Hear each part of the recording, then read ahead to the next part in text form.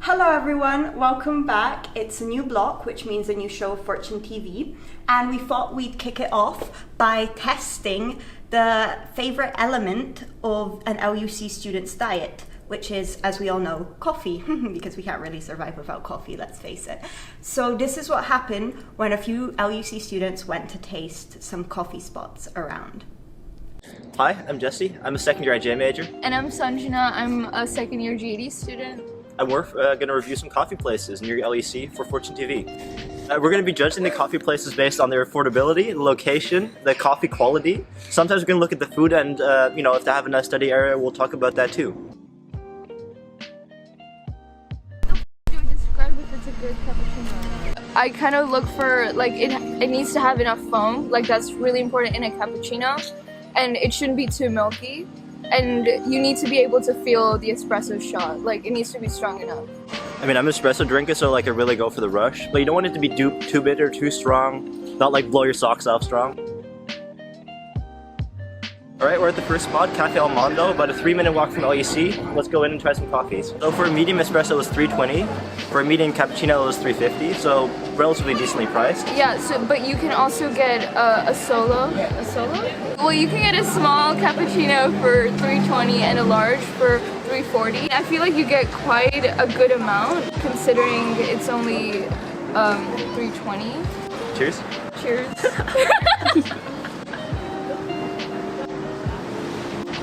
Okay, I think the cappuccino has a good espresso to milk ratio. I think that's quite important. And I think the foam is also pretty nice. Flavor-wise though? Flavor-wise, I give it a 4 out of 5. It's pretty good. Pretty good stuff, bro. Pretty decent. It's not that far from AVB, so I highly recommend it. I feel myself waking up already. We went relatively early for my sleeping schedule, but good espresso. 7.5 out of 10, 8 out of 10. Good stuff. When cafes open back up, you can go upstairs to study here. This is a nice seating area. I went here before everything closed down. Close by. If you ever want to study here, you can. One negative about the place, the lid came off, so fun stuff. So we're not always going to try the food, but this place has some good sandwiches, and because it's Italian, I had to get the caprese sandwich. Looks pretty decent. This was $5.50 for a sandwich, so it's pretty doable.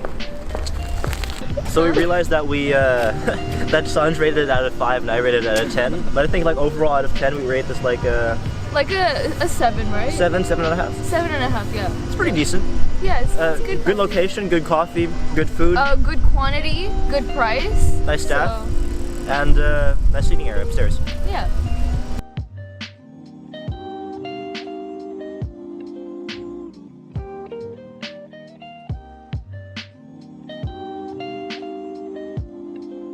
We're at the second place called Pistache. It's called Pistache. Cafe. Pistache Cafe. 15 to 20-minute walk away from LEC, so not too far. And price about $3.10 for coffee. $3.10 for cappuccino. It's pretty reasonable. Pretty reasonable. We got an espresso. And we got a complimentary donut. We get a little donut ball, and we got a big donut. That's the good. That's a lot of sugar. That it's free makes a difference. Mentos. Oh shit! Fuck! Should have dipped in the coffee. Pretty sure it's an onion. Right, cheers. Ooh, this is good. Strong. This is good. Yeah, you can really taste the espresso. It's very creamy. Looking up all the terms. Okay, go through the vocabulary. Let's go. Let's go. What else was it? Was it balanced? It's good coffee. It's very good coffee, but it's so strong, the espresso, that it's almost sour. But I like it though. Yeah, I think because the espresso is really strong, it really pulls through in the cappuccino. The texture is really nice. I mean, I feel like you can really taste the beans well in the espresso, and these are good beans. Yeah. Nice and roasty. I think overall it would be a 7 out of 10. So that was Pistache Cafe.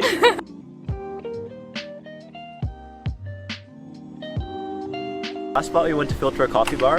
It's about a 15 to 20-minute walk from AVB, very close to Pistache actually. And we got a cappuccino and an espresso shot. Yeah, so the cappuccino was around $3.50. Yeah, about normal for the coffee, I think there.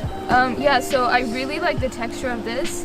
And it's less milky than the last places. is. It's very orangey foam. The She likes foam orangey color foam. is a lot better. You can really taste the espresso shot, so the ratio is a little more balanced. Overall, this is a little more expensive, but I'd say it's really worth it. So I got a dark roast espresso. I really like it actually. Like I usually go to Filtro to work, but I always get their espresso and like just, you know, it really hits you. It's good. It's very good coffee. I love it. Usually, me and Sanj would go here like to work, so it's really like a day excursion. But like, it's a very nice place to work. They have good food too. Sanj got a small bite to eat here, and like, And it was pretty good as well. like 8 out of 10. Usually, like maybe not now because of Corona, but they have a nice ambiance. Exactly. Nice plants. Chargers under the table. Very important. Very important, yeah. Good toilets. Nice tables. Yeah. Overall, I'd say like an 8.5 out of 10. 8.5. Yeah. Yeah. I feel that. Yeah. So we like Filtro. So that was 3 of our favorite coffee spots reviewed in The Hague. Thank you for watching.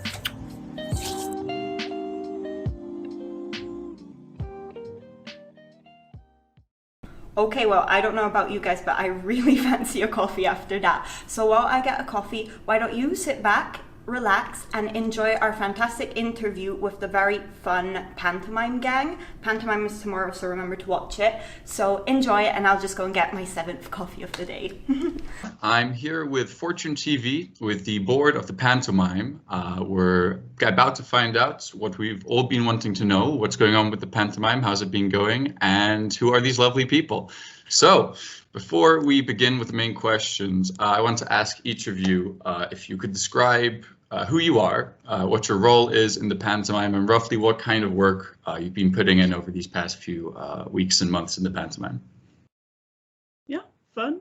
I can start. Hi, I'm Noor. I'm a second year, blah, blah, blah, and I am the producer of the Pantomime, so that means that I do all the stuff as like chair and the budget and the PR and the communications and stuff like that. So basically all the logistics that go behind the big show. And normally that would include a theater, but right now it includes online meetings. So, well, we'll see. All right, I can go as well. I'm Tirza. I am also a second year. I am one of the directors of the Panto. Over the past few months, we've been conducting a bunch of online rehearsals, online auditions as well, everything online to the best of our abilities. So, yeah. And I'll go next. I'm Victor. I'm the other co-director together with Tirza. And for now, the past year, it is officially, we have been working on writing a story, creating a story, and then putting that up together with the lovely cast and the rest of the board and backstage crew.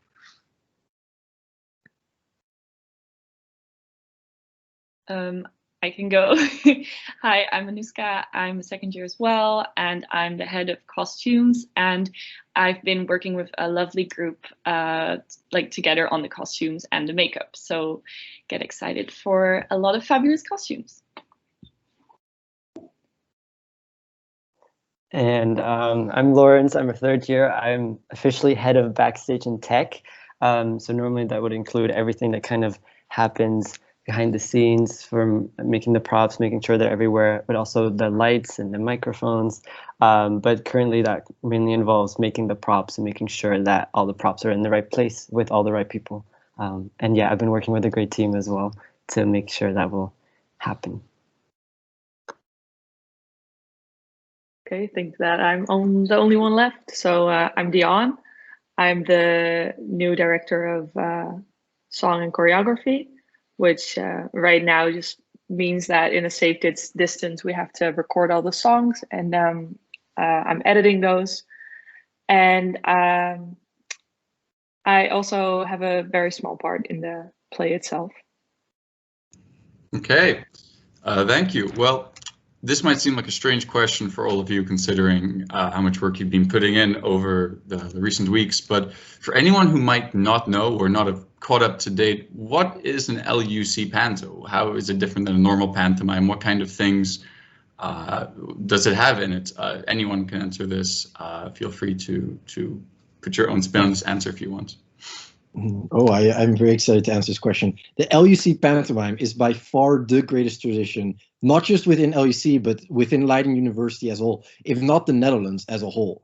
It is a show put up every year in which we recreate a Disney story to, in a satirical way, tell the story of what our precious little community LUC is. It's a lovely night in which magical things happen and everyone participates and everyone's happy. And usually we would do it in a big theater and we'd have everyone interact. But now we are adjusting to that in an online format. And it's very nice because everyone participates, including staff and the college board, and everyone has a really good time. Would anyone else like to?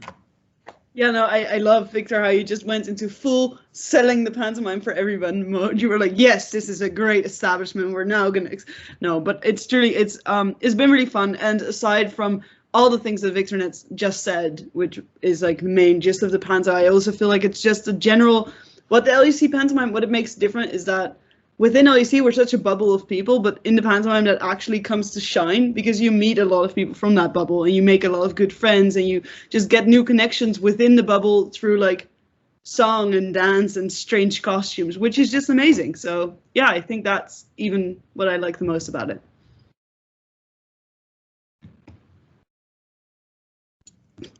Nice. Wow. Well, it sounds definitely like you're selling the panto in a good way. But I have heard people mention this in this interview so far, but obviously this year is a bit different. We are working under challenging circumstances. What do you think has been the most difficult thing and the most unanticipated thing that you've had to deal with under this? Because obviously it isn't gone how you've expected, but what's the strangest or the difficulty that stands out the most to you, and how are you working to overcome this?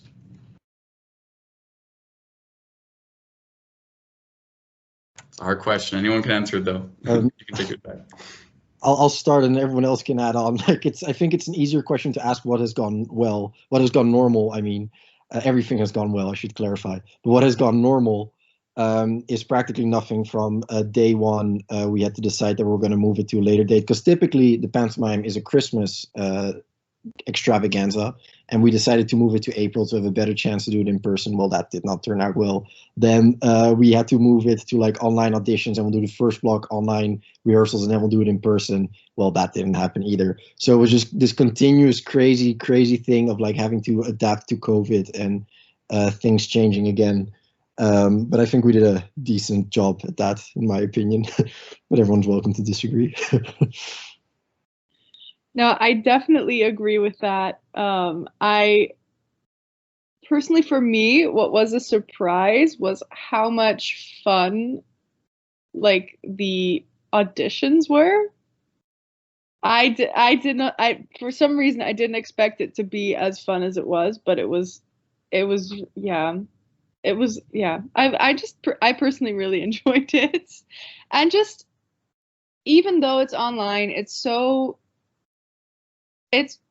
really awesome just to see something come together that you've written and that you've worked literally a year on now to create, and just to see it come to life as well. And like the last rehearsal that we had with all the costumes, and that was just it's an indescribable feeling. It just made me very proud and happy, and I'm really glad with the way it's gone. Even though it's not the way we thought it would be, but yeah, no, I'm really proud with what we're gonna put out there. Yeah, I think the most difficult thing was definitely just not knowing what was going to happen. But I think with all the hard work that everyone put in, it really became something that we can be proud of. So, yeah. Yeah, I'm very excited about what we did in the end. But I do remember, like, for me, my main job is sending emails, and I sent so many kind of to theaters. Like in the beginning, I think I booked like different theaters at different times. I booked 5 times, so every time I would book, and it would be like, oh, seeing all the measures, blah blah blah, and then I would send an email later saying like, okay, there's uncertainty now, and then an email later it would just be like, no, and then the email contact is just it's been very strong this year, but it's also very weird to keep sending the same email over and over again to different theaters. So I think that was, for me, that was the biggest like thing I had to learn, but also thing that was like difficult this year. Yeah. Nice. Well, not nice, but this sounds like there's been a lot of challenges, but you guys seem to have overcome them with a lot of diligence every step of the way. I've heard, Terza, you were talking a little bit about the audition process and how fun you found that. Well, that's a great coincidence, because my next question actually is about that. For anyone wishing to peek behind the curtain into how the board makes their decisions, what was the audition process like? How did you manage it? I mean, we've heard you had online auditions, but how was it going through so many auditions of so many people? Describe it to us, how you found it, if you want. So basically what the process was like was we put out a document with like different descriptions. Nor just sent a message to the board group chat saying we picked randomly. That is not true. We did not pick randomly. So everyone had the opportunity to audition for a particular part with a very vague description as to what that exactly entailed. And then we went through all the audition tapes, and then first we would look at what did they audition for? Do they fit that part? If not, do they fit another part? And if that, like, and just by like, I guess, because there were so many good ones. So it was just, I guess, through process of elimination that we kind of just like, okay, that one and that one and that one. And then we had a round of callbacks as well. And then that also helped with like narrowing it down. And then at some point we got our wonderful cast. So yeah, and just the process itself, I think we like watched the auditions in like little groups, and we had like, we had like drinks as well, and it was a lot of fun. Yeah. If anyone wants to add on.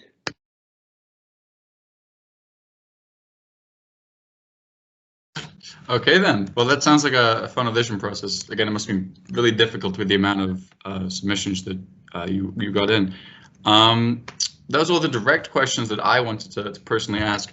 But if there's anything that any of you as Panto board members would like to share or feel like has to be told to the people out there about the Panto, feel free to raise any points you'd wish. I'm just gonna do some very shameless self-promo just to get it out there, you know. So the Panto is on the Thursday of week 1. It's gonna be a live streaming event, and we encourage you all to get a few friends, get a nice Panto link, get maybe some drinks, but not necessarily alcoholic, but just anything, some snacks, and like have fun together and watch the Panto. It's gonna be amazing. Also, wear the most extravagant outfit you have. Sorry, Terza. And I do want to add on, if you want the drinks to be alcoholic, feel free. We're in uni. If you want alcohol, feel fucking free. All right, thank you. And on that note, I want to wrap up this interview. Thank you so much for taking the time to answer my questions today. Have a wonderful weekend, and I'm sure we're all looking forward to seeing the Panto. Goodbye. Bye. Have a wonderful weekend. Thank you for that fantastic interview. And you know what's crazier than the pantomime? Dutch weather. Like, let's talk about it. What has been going on in this place with the weather? Anyways, we made our own alternative weather report, which I feel in this period will still make more sense than the actual Dutch weather. So here is our weather report. Thank you so much, Francesca. And then on to the weather, which has been chaotic to say the least. We've seen all 4 seasons, with it going from rain to snow to rain to a storm to rain again, all within the span of 3 hours. And also within LUC, the weather's been unpredictable to say the least. Silence breakout rooms have been observed on the daily because of people having to introduce themselves with yet another useless fact. But in other news, Lil Nas X is conquering the world with his new hit song, Call Me By Your Name, which, by the way, has been rumored to be LEC's new iconic song, joining the ranks of Dancing Queen, Mamma Mia, and basically any other ABBA song. In addition to that, very intense weather is coming from the west, scheduled to arrive to AVB tomorrow as storm Pantomime is approaching us. Brace yourself, the whole building will vibrate to tunes of Disney songs and good vibes. We'll see you then, and until then, bye, back to the studio.